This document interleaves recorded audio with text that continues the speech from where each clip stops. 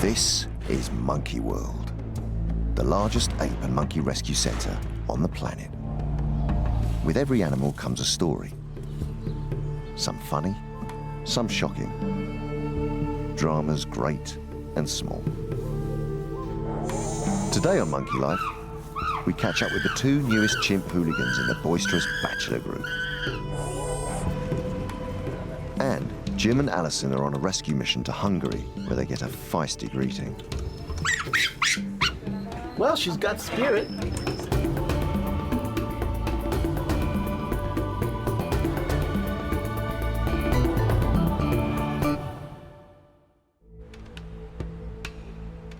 Monkey World has been on more than 70 primate rescue missions. Today they have another. They'll soon be heading to Budapest for a Stumptailed Macaque called Coco. Before they leave, there are a couple of missions closer to home. For Jim, it's checking in with one of the park's most lovable characters, chimpanzee Charlie. It's a week since he had major dental surgery. Since his operation, Charlie has needed lots of attention. And today, Jim has got something very special in mind. Jeremy and I talked about it, and we thought, let's go in together, and let's see if we can make his day. The worst that can happen is that I think we're okay, because he's just holding his foot out to me. But the worst that could happen is that he decides to go off on one, and he wants to display, he starts acting like a chimp, which is good. And I'm in the way of all that. So I could get knocked around a bit. He doesn't have many teeth to bite me with. I got a feeling he's going to give me a big hello after not seeing him inside for all these years. I got a strong feeling it's going to be all kind of hugs and stuff. I think it's going to be good. 22-year-old Charlie has always had tooth problems, caused by the neglect and abuse he suffered before he was rescued. Charlie loves his food. He eats using his gums because he only has a few teeth. But recently, something was spoiling his appetite. His last remaining upper canine tooth was rotten and had to be removed. The dentist then discovered a huge hole leading up to his sinuses. This had to be carefully stitched over to prevent infection. Hey. It's over 10 years since Jim has been in with Charlie. Hey. So he needs to be cautious. No. Oh, I'm sorry. Have I made a mess of it? Oh, he's a good boy. Oh, he's a good boy. When I first came in, his hello was to mouth my hand, which is very natural. But even without much teeth, it kind of squeezes a bit, and you start thinking, hey, now let's take it easy. He's just happy and as pleased as punch. You want some porridge? Come here. Come and see some porridge. Okay, all right, let's go. We've got a little bit of medicine in this porridge, so it sort of make him feel good and taste good too, kind of thing. Oh, that's a good thing. When this operation first happened, we both looked at his mouth, and we thought, God, we're in for a lot of trouble here. We really are in trouble. That hole that went up his face was this big. Fortunately, the hole was sewn up successfully, and Charlie's stitches have stayed in place. So what better way to make a full recovery than some playtime with an old friend? Good boy. Give me that.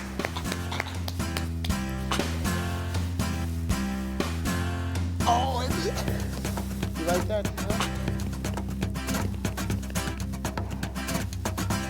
Aren't you the best, huh? You the best?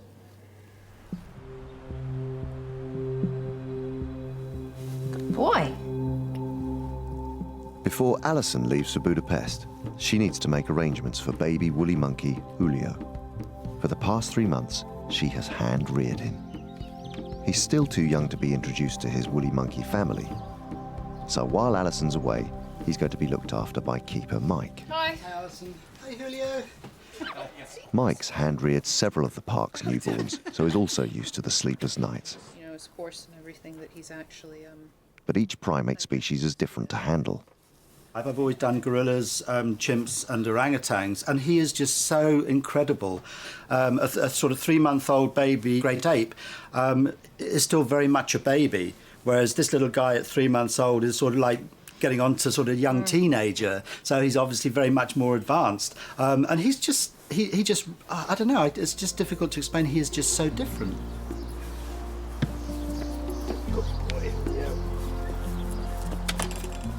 With Alison leaving the country, Julio is going home with Mike. Tonight, when I left Jim and Allison and we were walking through the park to get my car, one of the woolly monkeys called. I don't think they saw him. It was just purely by chance. And he immediately reacted and called back to them, which is fantastic because, he has to think he's woolly monkey and he has to learn all the woolly monkey languages, which is why we do all this sort of snuffling and greetings, because he has to learn all that. And although I can't do the noise, which is he's doing now, I just can't get the pitch in my voice. They sort of accept the fact that I'm trying to do their language, but I do it in my own sort of accent, as it were. That's a good boy. You feel happier now, do you? Oh, I can hear you stuffing it. Yeah. You feel happy now? He's a good boy. There are 11 Stumptailed Macaques living at the park. Known as the ugly monkeys, they are soon to have another housemate. Jim and Allison have travelled to Budapest in Hungary for a female called Coco. I've had some emails about a Stumptailed Macaque that lives in a pet shop here, and we're hoping that we're going to actually be able to go and pick up Coco and bring her back to Monkey World to join our ugly monkeys. The Hungarian authorities visited the pet shop, and Coco's owner agreed that her living conditions were wrong. They did not think she could be rehomed, but once Jim and Allison heard Coco's story, it was a very easy decision. I think what matters here is that you don't have to be zoologically special. You don't have to be endangered. That's not the way we view it. If you're a primate, if you're in trouble, you are special. And that's what we're here to do, to help you out. Stumptail, orangutan, chimpanzee, it doesn't matter. The fact is that if we have the species at the park and if we can help, we'll come and get them, and that's the case with Coco. So I think people might think we're a bit crazy coming all this way to pick up a Stumptailed Macaque, but it's Coco and it's her life, and we can give it back to her, we hope. Jim and Allison have only seen photographs of Coco. They can see that she is severely overweight and needs a lot of rehabilitation. This isn't the first time they have rescued Stumptails in trouble. The park once rescued a group of 19. It was one of their most ambitious projects. For 20 years, they lived in solitary confinement in an asthma research lab and were being retired. Taking on so many primates at once was a huge challenge. When they arrived at the park, they were severely overweight and mentally scarred. But rehabilitation has led to a dramatic improvement in macaques' physical and mental welfare.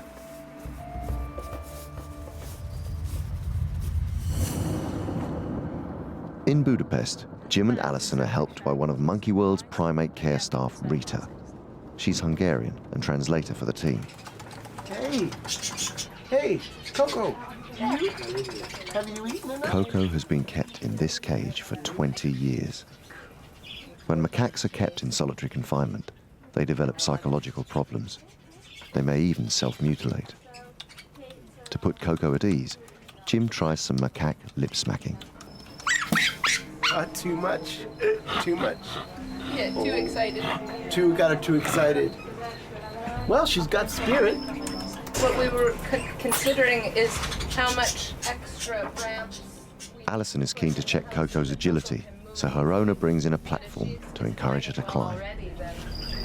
All right, here we go. Oh, and there she goes. Ah, she is quite mobile.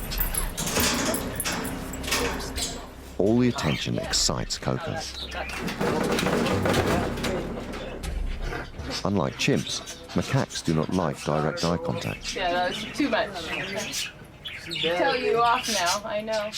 But this is a good sign. Despite all the years in her cage, she still has some innate macaque behavior. The team is happy that the pet shop will have Coco ready to leave tomorrow, so it gives them a chance to consider her future care. She's fed 4 or 5 times a day. It shows. I can't be angry about the lady, the people who looked after her. But we've seen it before. When we first got the ugly monkeys from the laboratory. Yep. I mean, Fred was enormous. He was really big, and I thought Coco couldn't even walk, but she can. It climbs. And she's got attitude. She nearly gave you a slap. We hit it off so well in the beginning, and then it kind of fell apart.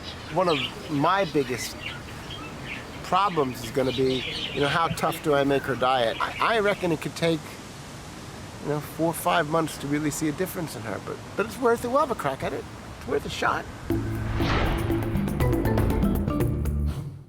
At Monkey World, in the nursery chimp group, Seamus has settled right back in. He recently moved next door to Hanania's larger group, but didn't make friends. He's been welcomed back by foster mum Sally, and once again he's enjoying being spoiled by the dominant female. In Sally's eyes, the 7-year-old's perfect, but in reality, Seamus is a little hooligan. If there's trouble, it's usually his fault. There are now 8 chimps in the nursery group, and dynamics have changed. Boisterous Charlie has moved to the Bachelor chimp group, and Tootie has a new life next door in Hanania's group. With these two moving out, it's made Sally a much more relaxed foster mum.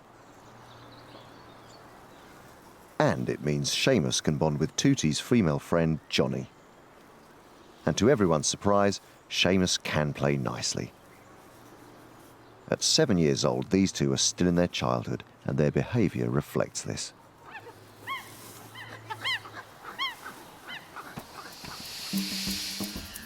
In the wild, young chimps crave company and will play together for hours. Like humans, they experience a long childhood and aren't considered adults until they're at least 13. Back at the park, it's no different, and Seamus and Johnny love to mess about.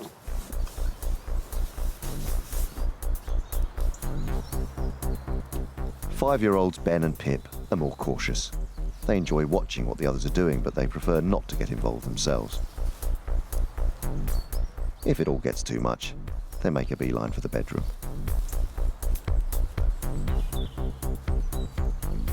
15-year-old Lulu has recently matured into a much more confident chimp. She's always been pestered by both Seamus and Johnny, but now she's much more in control.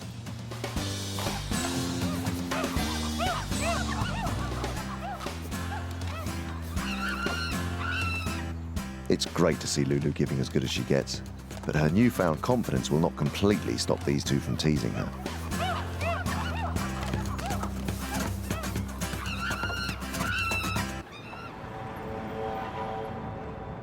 Back in Hungary, the Monkey World team are ready to collect 20-year-old Stumptailed Macaque, Coco. But there's a problem. Hopefully everything will clear up. Following a major security operation overnight, airports this morning are in chaos. 25 people are in custody. The police have stressed it's an ongoing operation. There's been a major terrorist threat back at Heathrow, and there's chaos at the airport. Flights have been canceled from Brussels going into Britain. Enough everything to America and back. Major security restrictions going on. It's just complete chaos there. So, we're sitting here wondering, so are we going to actually be able to take Coco back? I mean, what's going on here? While the team waits to see if their plans need to change, they meet officials and press at Budapest Zoo who've been very supportive of Coco's rescue. Thank Budapest Zoo. Thank you very much. Thank you. Pleasure to meet you. We try to make their lives happy. Hungary has been a part of the European Union since 2004. This means the country has more open borders, so it's easier to traffic primates illegally. Jim and Allison are keen to find out how the government plans to stop it. We have film footage which shows that the world's wildlife is moving without any problem whatsoever. Yeah. And it's coming this way.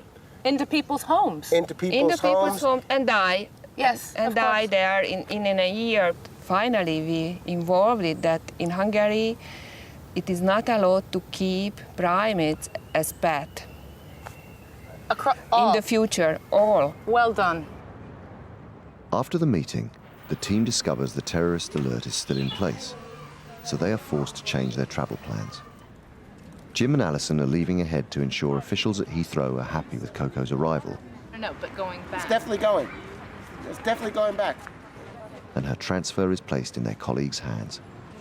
No worries whatsoever leaving Rita to oversee Coco's transit. I mean, she's been involved from the very beginning. From the time I got the reports, Rita was actually due to come home and see her family, so I asked her to go check up on Coco. So, you know, she actually got the ball rolling for us, and it's fine that she's going to sort of wrap it up in the end. I'll leave her with all of the paperwork and show her what needs to be done at the airport to make it necessary, and then she just needs to be as pushy as possible to make sure that Coco inside of her box is expeditiously, you know, taken through the airport and not left hanging about somewhere with all of the confusion that's going on. She's a capable girl. You know, I think we're leaving Coco in good hands. Rita is joined by the vet from Budapest Zoo, who'll do a final health check on Coco before moving her. We're just heading to the pet shop to pick up Coco. Hopefully she's still relaxed and everything will be all right when we load her into the box, and it's fine after we will go straight to the airport. As Coco is relatively tame, she will not need a full anaesthetic. She'll only need a sedative to keep her calm, so she can be put safely into her travelling box.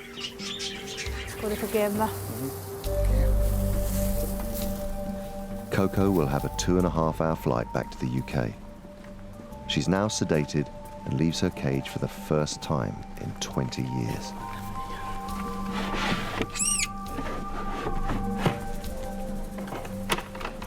It all seemed to be okay. She was really relaxed, just a little bit squeaking, and as far as I can see, she just sits relaxed in the box, and we're really happy it went easy. Now settled, Coco's ready for the 1,000-mile journey ahead to Monkey World.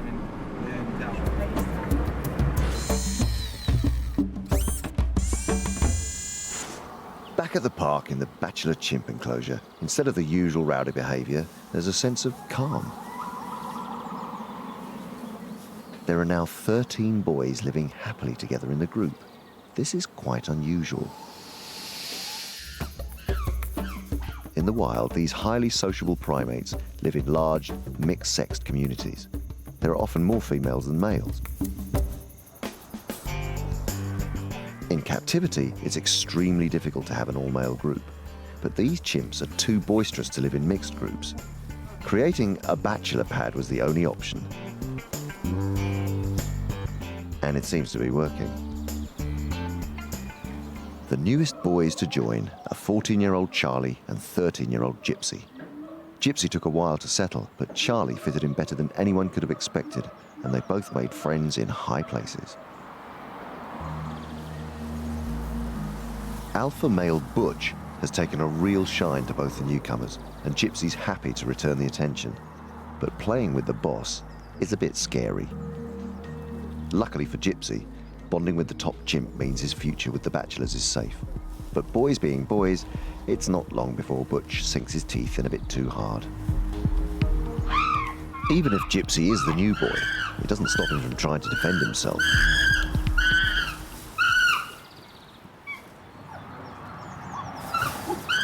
Butch tries again, but this time high-ranking male Jester comes to Gypsy's rescue. The others stay out of the firing line, but Gypsy's still in demand and is now playing with 24-year-old Buxom. It seems Gypsy's childish side has rubbed off on the whole group. Alpha male Butch is still in the mood for some fun, and now it's Charlie's turn. Butch wants Charlie all to himself. But 25-year-old Sammy wants to play too. Butch wants to get rid of Sammy and forces Charlie forward to do his dirty work. And when the boss tells you to do something, you do it. But Sammy isn't going to give up that easily, and this time he gets told off by the boss and his sidekick. Now Sammy's out of the way, Butch uses his own unique way to try and encourage Charlie to have some fun. When chimps play, it can look a bit rough, but they're 6 times stronger than the average human male, so their tough skin can handle it.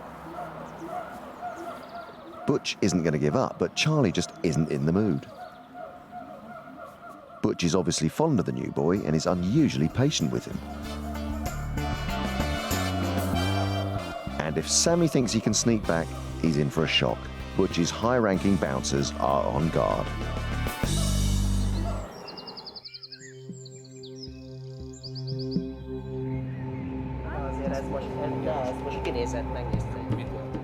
It's been a long day for 20-year-old Stumptailed Macaque Coco. Show me gone. She's finally arrived at Monkey World, 1,000 miles away from her former pet shop home in Budapest. Like, this is probably the most interesting thing that's happened to her, you know, in the 20 years that she was in a pet shop. You know, the little traveling around, something new happening. Okay. It's midnight, but all the primate care staff have come to welcome her. And then she'll nip out right about here. And she comes. It takes a few moments, but eventually, Coco takes her first steps into her new bedroom. Have you thought about what you're going to do about that?